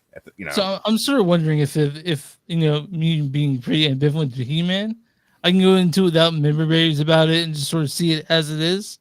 Yeah, hopefully it's good that way, So I'm as much as he tries to rip it apart, I'll fucking kill him. Anyway, so then the draft was pinned by David Callahan and Aaron and Adam Nee. They already have like a description of the script where it just says 10-year-old Prince Adam crashed to Earth in a spaceship and was separated from his magical power sword. The only link to his home on Eternia after tracking it down almost 2 decades later. Prince Adam is whisked back across space to defend his home planet against the evil forces of Skeletor. But to defeat such a powerful villain, Adam will first need to uncover the mysteries of his past and become He-Man, the most powerful. I don't fucking like it already. I have major problems. Don't bring him to fucking Earth. We don't need him on fucking Earth. Seriously, what is he, fucking Star-Lord? Jesus Christ! This sounds like 3 movies. This sounds like 3 movies. That just pissed me off. It's like we already did the He-Man on Earth thing. Guess what? Didn't really work out. Let's not do it again. What? This sounds like more than one movie, honestly. I've heard part of the reason why they just won't keep him on Eternia is it's too expensive to do Eternia, except that I don't know, fucking getting AI to generate sets then. I mean, I'm so sick of like that excuse. That's it. So bad. I'm just gonna kill. I'm gonna give this a chance. Chris, I'm gonna give it a chance, but this is not looking good. No, it's not. That was the movies don't suck in some of them news. There was an article I read just now that broke my heart forever, and I might shoot myself after this episode. Come on, you don't unalive yourself after this. I have to. He-Man's Neil, but there's good things in the world. The Pacers are winning. The Maple Leafs haven't lost yet. It'll be fine. Who are the Maple Leafs? All I care about is winning money. I haven't asked you this question yet. If you pass, do you want me to keep on doing the podcast without you? What the fuck kind of question? Chris, I gave you rights to that like years ago because I told you, I go, if anybody's dying first, it'll be me. So let's just throw that one out there. But you know, Chris, you did remind me of something though. You know what you remind me of? What's that? That we got a game to play. Which Oh, Scars shit. was it? God, not this Yeah. again. Okay. Yes. Can All we right. please Well, just play Smash or Pass? Put up like all right, one more time. go on Facebook. All right. Go on Facebook dating and just put up profiles and let's play Smash or Pass. In June of 2017, Alexander Skarsgård interviewed which other Skarsgård for Interview Magazine? Bill Skarsgård. Good job. The point. Yep, the point goes to Mark. Oh. All right. Hold on 1 second. Like, I didn't know that if I get it wrong, it goes to Mark. I didn't know that was the case. Oh no, you got it right. You got it right. Okay. All right. Well, fuck. But every time you get it right, I'm just going to give the point to Mark. That's fair. You know, That works. he's our guest. I'm good with this. He's our guest. All right. Who, just like his father, went to Thers Hoskenlund and acted at the same mime school in Sweden? Alexander. Correct, Chris. You got no point on that. Mark got the point on that one. All right, so Yay. Mark at 1, Chris is at 2. All right, so we got just two more questions. Two more questions. Who has a tattoo that was drawn on them by Walter Skarsgård? Alex Skarsgård. Alexander. Oh, damn it. All right, Mark got another one. That's 3-2. All right, one more. Which Skarsgård raced Prince Harry to the South Pole? Alexander. Oh my gosh, Mark is in the lead. 4-3. All right, Chris. This is the tiebreaker. If you don't get it, then it all goes. Yeah, sure. Okay, are you ready? Okay, where'd it go? I know I had it. Where'd it? Man, Yeah, what the fuck, dude? Sounds like my heart on. Where'd it There go? it- There didn't win. I had it. well, I There was it jumping went around. Which Skarsgård male is shorter than 6 feet tall? Is this Stone? Peter. The answer is none of them. None of them are under 6 feet tall. That's the a shortest is 6'3". The shortest one is 6'3". Which And means last- which is okay. You got one more. Okay. All right, here we go. Uh-huh. And this is the last one. This is the one who can do it the fastest. Are you ready? Yeah, I'm ready. Name all the Skarsgård's brothers. Stellan, Alexander, Peter. Wrong. Stellan is daddy. Alexander, Peter, Bill, Gustav. Watchmen. V for Vendetta. Leave Extraordinary And- Gentlemen. Mark was the closest because he said V for Vendetta because there's a director as well. So Mark wins! Yay! Yay! He And knows much like my Skarsgård better. And much like I my will- romantic relationships, I wasn't even trying. You guys ready? So Now it's the point. Now play it. I will fuck you, all right? I will enter you. Okay. All right. Now coming up, it's Boy Kills World. World. Directed by Moritz Moore. This is his first English movie, thing. He's directed. It's written by Tyler Burton Smith and Andre Rimmers, and this stars Bill Skarsgård as Boy. Then H. Sean Benjamin does the voice of Boy. Oh my god. Are you guys okay? Also, Jessica Roth plays June 27. Ryan, you dumbass! Mrs. Michelle Dockery plays Melanie Vanderkoy. You're in my office under my roof. Brett Gilman plays Gideon Vanderkoy. Fine, I mix up birthdays and I have an alcohol problem just like everyone else in this fucking country. Isaiah Mustafa plays Benny. Yaya Ruin plays Shaman. Cameron Cravetti, Nicholas Quinn Copeland plays Mina. And Charlotte Copley plays Glenn Vanderkoy. We are here at MNU head office. Neil, why don't you read the storyline for Boy Kills World? Jesus Christ. I know. I said that too when I saw it the first time. All right. Okay. So, what am I doing? All right, cool. Skarsgård starts as a boy who vows revenge after his family is murdered by Hilda van der Goy, the deranged matriarch of the corporate post-apocalyptic dynasty that left boy orphan, deaf, and voiceless. Driven by his inner voice, one which is caught from his favorite childhood video game, Boy trains with a mysterious shaman to become an instrument of death and is set loose on the eve of the annual cleansing of descendants.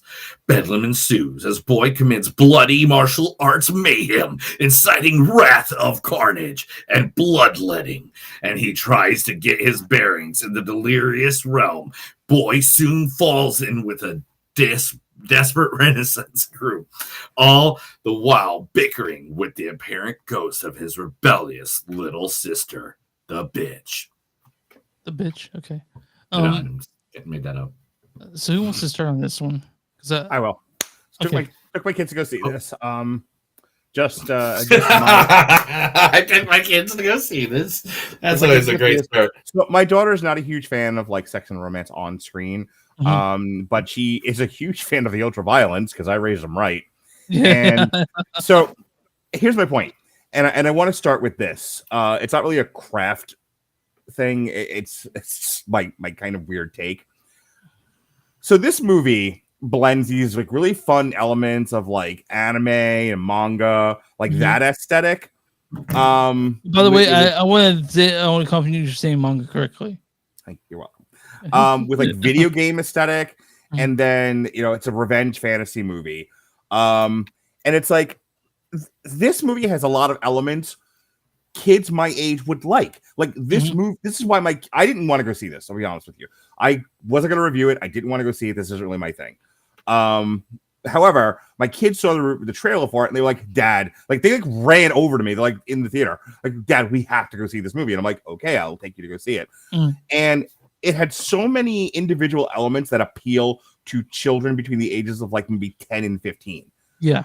100%. However, it's a bloody rated R violence fest. What parent besides this psycho is bringing their kids to this thing? And I'm like, yeah.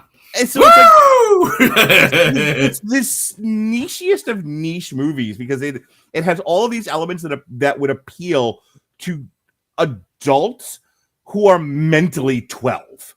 So that's why that's why I was perfectly for Panic Fest. By the way, this is a sold out showing at Panic Fest. And I was there with 2 adults and I drank 2 alcoholic slushies while I was there. But I no doubt. But like that's the thing. Like, movies are made to make money.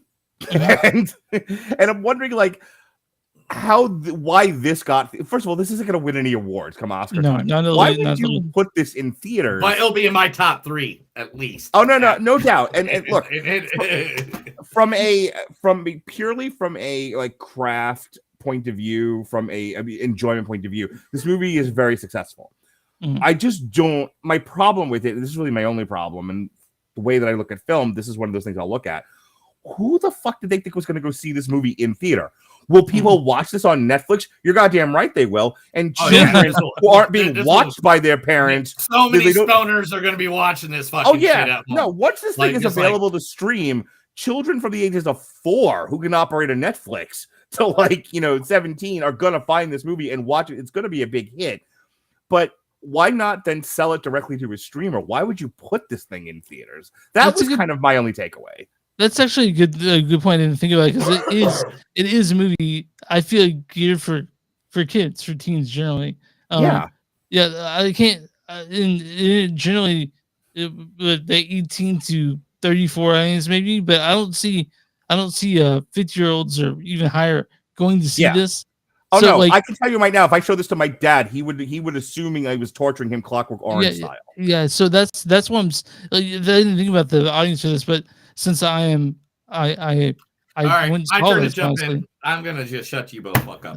Come on. All right, so I hang out with a bunch of ultra violent motherfuckers because I hang out with pro wrestlers and and movie and rock stars and stuff like that. I'm not saying they're all rock stars. Rock bands. Let's say rock bands, pro wrestlers. I hang out with the weird guys. The guy this movie fucking literally is for. That crowd, like everybody in the past 2 weeks has been talking about this movie and wanting to go see this movie. A lot of us are, yeah. And to be honest, yes, there is a niche for it though. It has to be, it is a niche. It is a small group of people that are just one part of a group. Because to be honest, it is for people like us that grew up with the big ultra violent fucking action movies from the 80s. It's the next step. It goes a little fast. It goes a little long. There's one thing, though, this movie did fucking absolutely phenomenal at. And that is the fact that it's very rare we get to hear the protagonist throughout the entire freaking movie. That his every thought we get to hear through the entire movie. And I absolutely love that. And the fact that I got to hear Archer / Bob Belcher telling me how things were getting violent and nasty. I literally I sent a clip to my wife while I was in the movie theater. I sent her like a trailer, a little clip or whatever from YouTube. And she literally wrote back, "I just snorted out loud in my office." And a couple of things. I like the movie. I had a good time with it. Yeah, My kids had a good time with it. It was a wonderful day at the movies. There's a lot to like about this movie. I think there's a lot that it does well. But let's talk turkey, Neil. Let's talk the money, okay? This thing's budget isn't even available. I just checked. I'm on the wiki page for it. It's got the box office of 2.1 million. More on that in a second. I'm looking at like the production and everything. Yeah, the budget's not even available, which means like. Oh yeah. By the way, when I went and saw it live, when I went and saw it, the producers are talking about it, and someone has a budget, and he's like, "I'm not allowed to say." So right, this thing, I guarantee you, this thing fucking lost money. Debuted. So let's do a little bit of the money segment from Damn You Hollywood. All right, this is the NWO. I'm fucking taking over, yo. All right, here we go. It debuted number 10 this weekend. First of all, this got put up by Roadside Attractions, which Roadside Attractions is one of the gay cowboys eating pudding studios. They're only doing like independent fucking art house features and this nonsense. These things go into theaters to win awards, not to make money. They make money on like home video. So there's that. This thing debuted number 10 behind fucking Dune Part 2, which is in the 700 millions and 9 weeks out from its debut.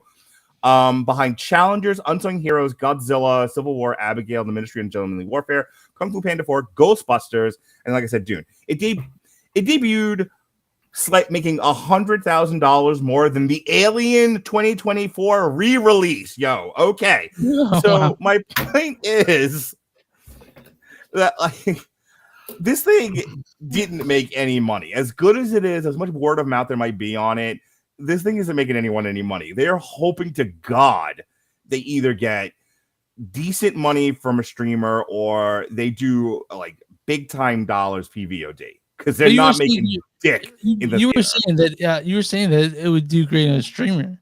I think it will. All right, guys. Let's talk about the underside of these movies and stuff like that, and why they make them. And it's not just to make that money back, but to also use stuff so they can claim tax brackets and different loss. All right, now you're talking my language. I like it. So some of these are always going to flop, and some of them, and studios sometimes make movies to kind of, not be making money out in the theater because they do want it for release and stuff like that. Yes, I agree with you that. But the thing is, the most average movie goer it's not as common as it used to be. The pandemic like literally killed the movie industry. I know a lot of ways, yeah. That totally agree with that. Like there's people I talk to at work that like literally they have not been to a theater since before pandemic. And I've heard this constantly. I don't hear this just because, I work in radio. So therefore I'm out and about at these areas where I'm like surrounded by 20,000 people. And so they're all talking to us and stuff like that. And when I'm trying to say, yeah, I like to go to movie theaters and stuff like that. And the most common thing is I don't go to the theater, haven't since before the pandemic. And these kind of movies back in the day would have made money because the other scenes would be packed. You know, you'd be going to like try to go to Dune 2, but it's so packed, it's overfilled. That I'm gonna a little inside baseball on this one. So when I asked the Roadside Attractions for a screener of this, they wanted to wait until the week of release to give me a screener because they said this needs to be seen in theaters, right? And I just saw it in theaters. And they didn't want to give me a screener after that. But the thing is, like you said, there's 2 million this week. I mean, who was in the theater to see this besides Neil? I saw. No, look, I just read you the numbers. Everyone went to go see Zendaya in a threesome. That was the number one. And there's no threesome. There's no threesome. There was no threesome. I was promised it. Yet again, I am promised a threesome that I did not get. I wanted that threesome. Now I don't really want to see it.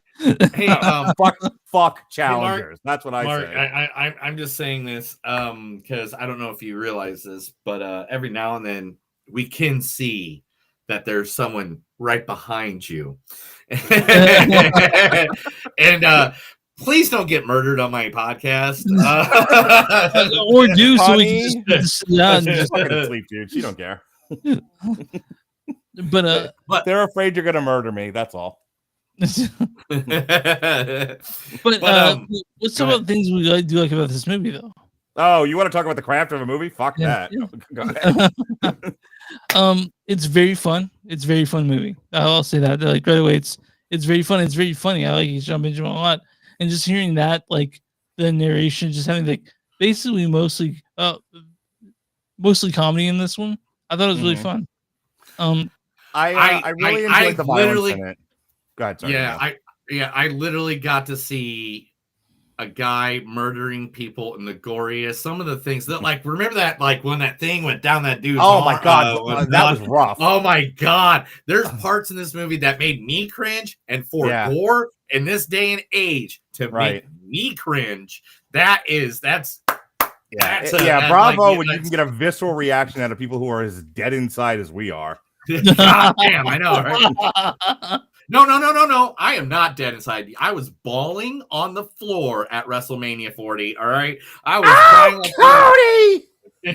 Oh no, it wasn't just Cody. It was it was also the Damian Priest because I literally told everybody all week long that it was going to happen, and I was just so happy for Mr. Damian. No, I'm pretty stoned for most things, like especially horrible things. I'm just like, I feel nothing, but yeah, horrible things are nothing.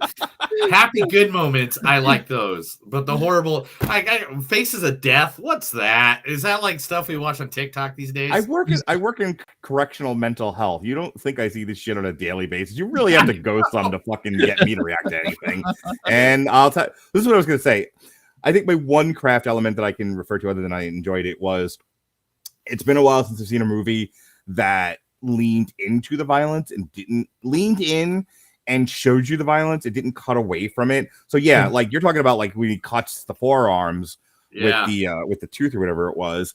But I'll tell you the other thing that I was kind of meh on the movie until I saw this, and this kind of made me lean forward when the guy's got, I think it's like a drill press above Sharlto Copley's head, and they're like, talk, or we're gonna drop it on your face. And he's like, all right, it's like Peter Griffin in the fucking Star Wars parodies, just like, oh, well, this happened, and I farted in the thing. It was like, I'll kill him. So he's like, I'll give you everything. I'll be on your side. And like mid-sentence, he just drops it on his face. And they didn't cut away. They didn't ADR like an egg splatter or anything. They fucking showed you his face get flattened. Well, and they actually go ahead. And they actually like let the camera sit on the squashed face for a moment, and you could see the blood, and then the guy just like, I didn't, my hand slipped, like he's like sweaty palms, and I laughed out loud at that. I'm like, that's fucking funny. And I know this barely needed a storyline because all I wanted was just basically the ultra violence, just the fight scenes, which you really need. Thought it was a little long. That's just me. Yeah, and the this thing needed is- to be this needed to be like a 90-minute fucking fast pace, like shoot 'em Yeah. up. Yeah. Remember shoot 'em up? I'm telling my kids this. Like this was like one part shoot 'em up where the guy's killing people with a carrot, and then and something else I compared it to. Go ahead, Neil. I was gonna say it reminds me a lot of Daniel Ratliff's movie that he made a couple of years Guns ago. Akimbo. Guns Akimbo. Yeah, Guns Akimbo. That movie, Mhm. like it's like I love that movie too. I watch Yeah. I rewatch that. I throw that on all the time, like when I'm doing chores around the house. Like so like this is one of those movies that they're just like it was so cartoony. It was like a comic book without being a comic book. I mean, Yeah. even the post-credit scenes were like were funny and like it like Also, like sort of the very video game like, you know, like you did play a goofy ass video game. Like I'm trying to think of something else. But that's the thing. That's the actual that's the story to it though. But The it's fact also that the it's last also thing he people ever like us played and was a him. video Yeah. game when he lost his sister, and that his life was kind of like a video game. And that's And- the fun part about this movie. And the best part about this movie too is that they actually gave me a twist, and I like a good twist in a movie. Yeah. Every time someone throws in a nice little twist, But and I yeah, thought- by any means, this movie could have ended at one spot, and we didn't need like it could have ended at one spot, and we would have been good.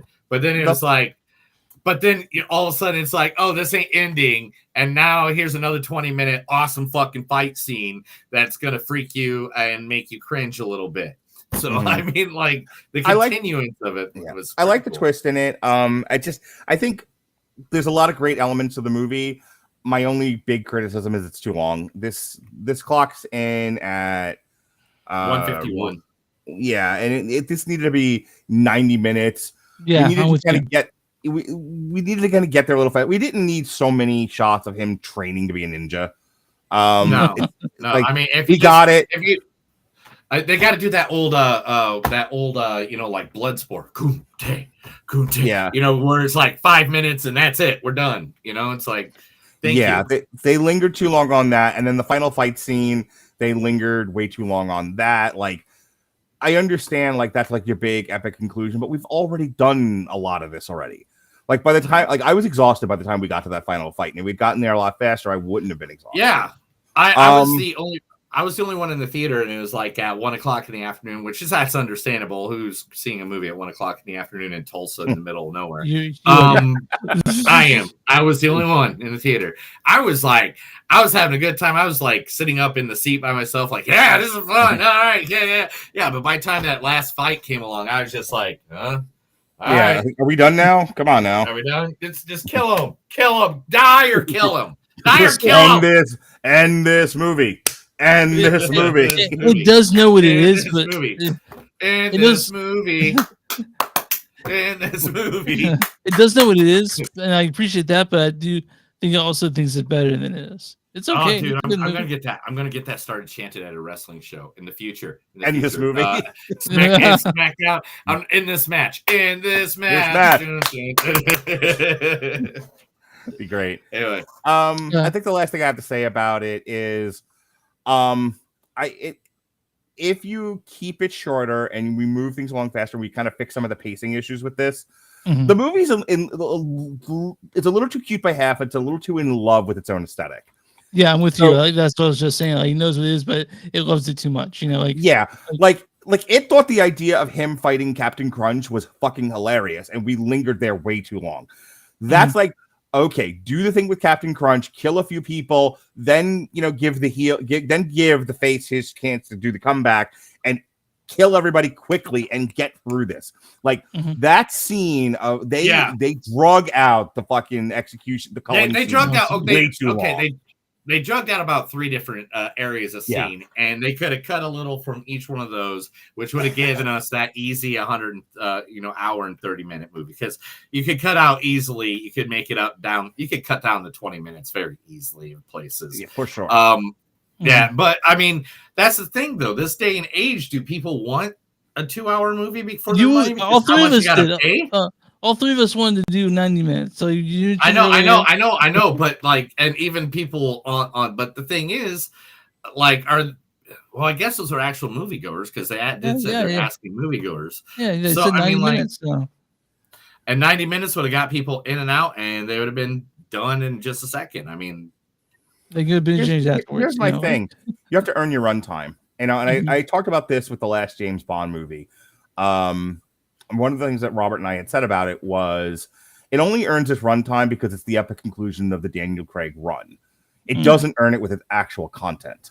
Yeah. And a lot of movies, that's my problem with them, is they're not earning their runtime by what's in the movie. They're doing it to sort of like justify their own existence, or because someone's a little too in love with the stuff they shot. It's like the Patton Oswalt bit where it's like a director and it's an innuendo for coming, but he's just like, I shot all this film. I shot all this film. Look at this fucking film that I shot. And then the woman like pushes him out of the editing bay. It's like, all right, honey, I have to take all of this footage now and make a movie out of this somehow. The problem is like back before the internet and streaming, you had collaborators. You had the master you served was theatrical exhibition, and the theaters did not want long movies. They wanted high turnover. They want to get 100 people in the theater, get them the fuck out, clean the cum and the popcorn up, and move another set of 100 people in there. That's how theaters made money.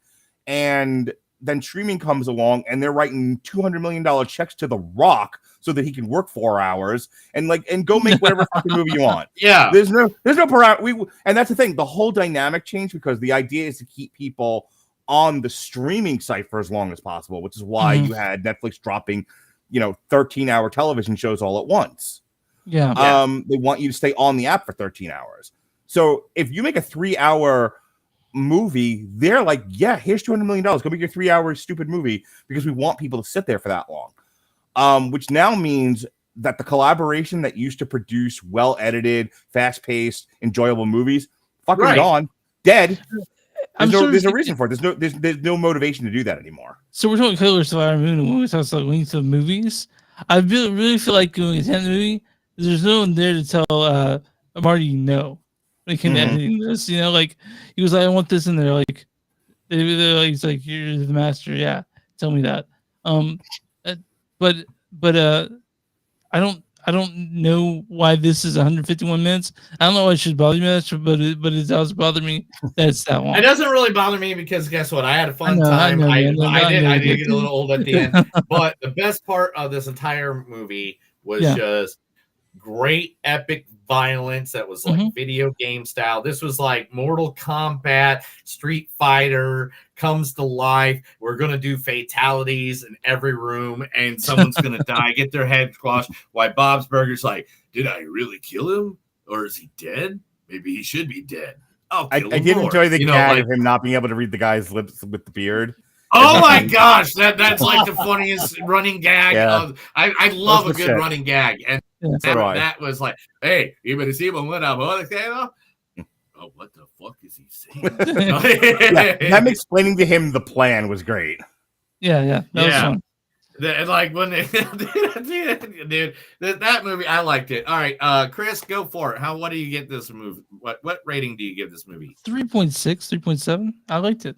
It's just not gonna be. I want that'll be at the end of the year for me. Okay, Mark. I rated Pi. There we go. 3.14. Yes, that's correct. Yes.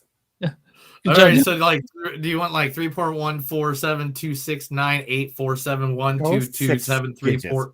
Go just 6 digits out. Okay. Yeah. All right. Yeah. All right.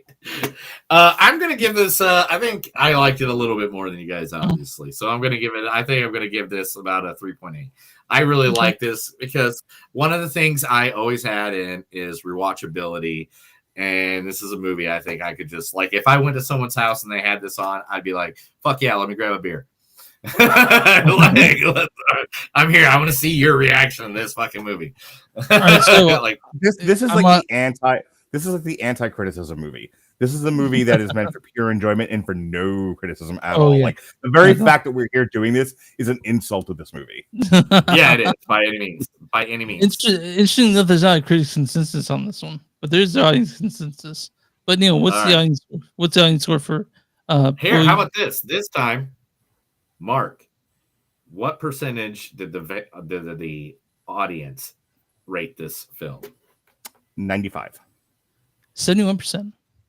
Are you fucking kidding me? Really? No, for real. And it says, bolstered by Bill Skarsgård's all-in performance, Boy Kills World may offer just enough action thrills to offset its thinly written characters and predictable plot.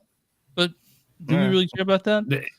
No, okay, now the critic score. Now watch this. This is the way you can always tell about the world of film and cinema, like how far critics sometimes are from the audience. I'm gonna guess it's 56%. You're real close, 59. See, because critics and audiences don't ever agree anymore. There's fucking nothing here for like people who examine film.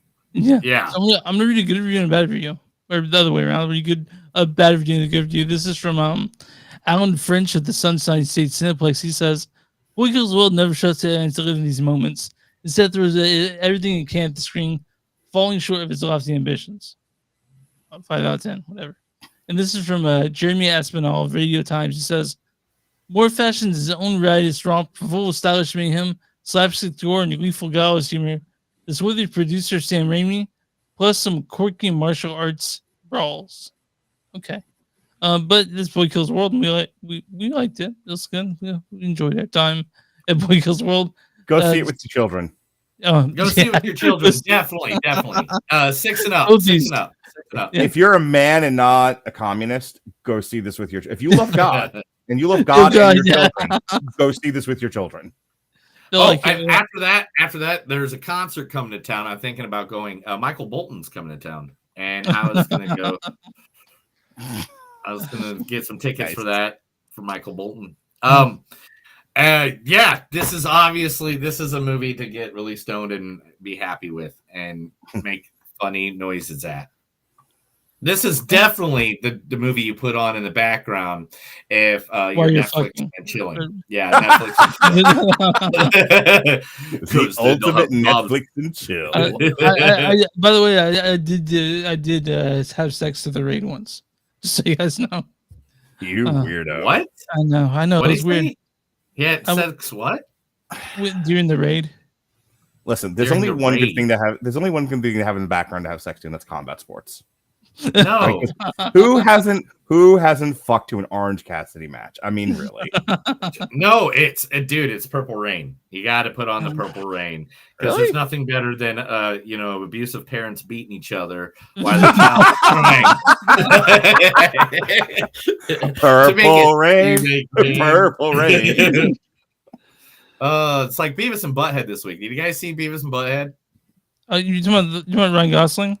Ryan Gosling showed up to the Fallout as the Fall Guy. Yeah, I saw the pictures. Yeah, like dude, I don't know how did they make his makeup look like that? Like that is awesome facial makeup. Oh my gosh, I want that guy to do my Halloween costume. Good call. You might. I mean, I don't know, but we did it. I mean, I'm really fucking tired today. So okay, dude, all right, here, I'll finish it up for you. I'll finish it. Hang on one sec. 17 shots on goal to 4. It's still 0-0. Hockey is weird. Mm-hmm. All right, let's see.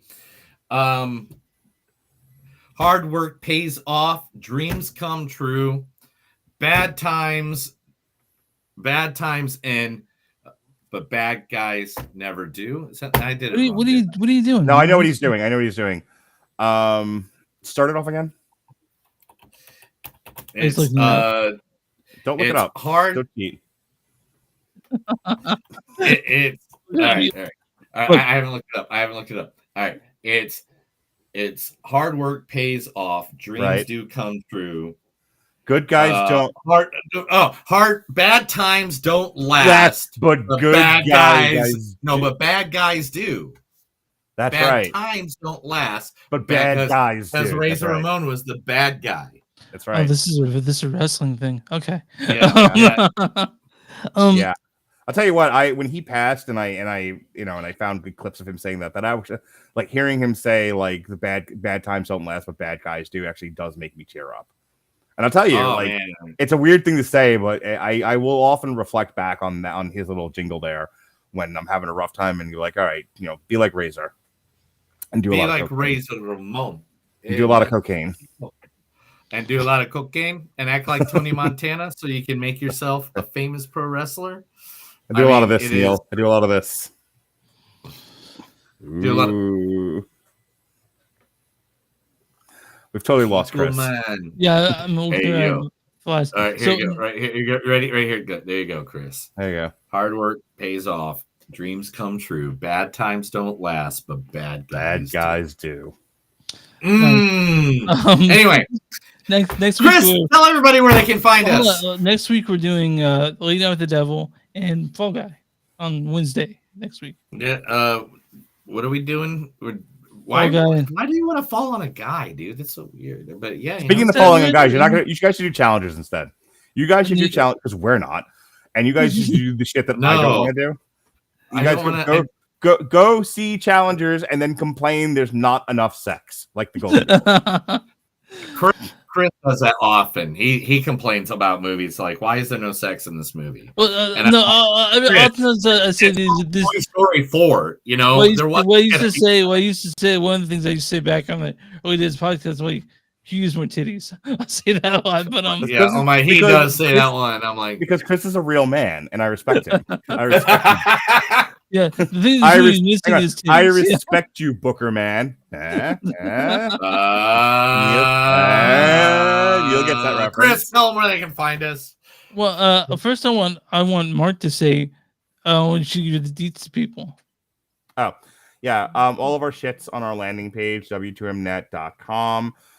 We are on YouTube, W2M Network, Twitch, W2M Network, and this is really all that matters. I am at Mark Radulich on TikTok. I haven't put up too much stuff in the last day or so. I need to get back on track with that.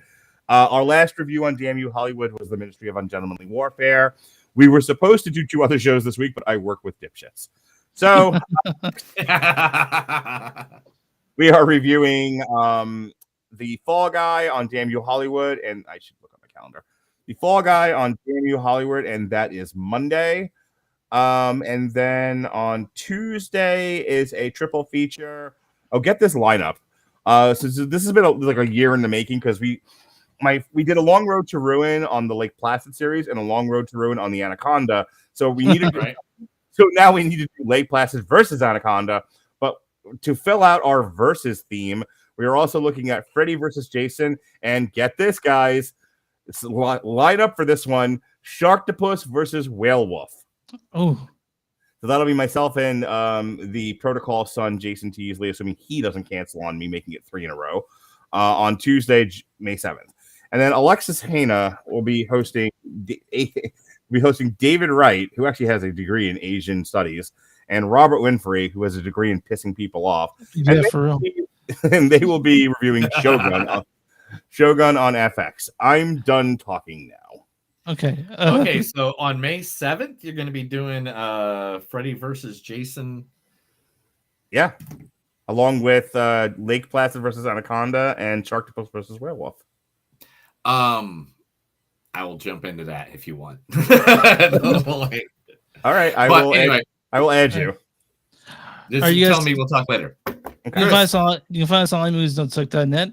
We're also w2net.com. It's number 2.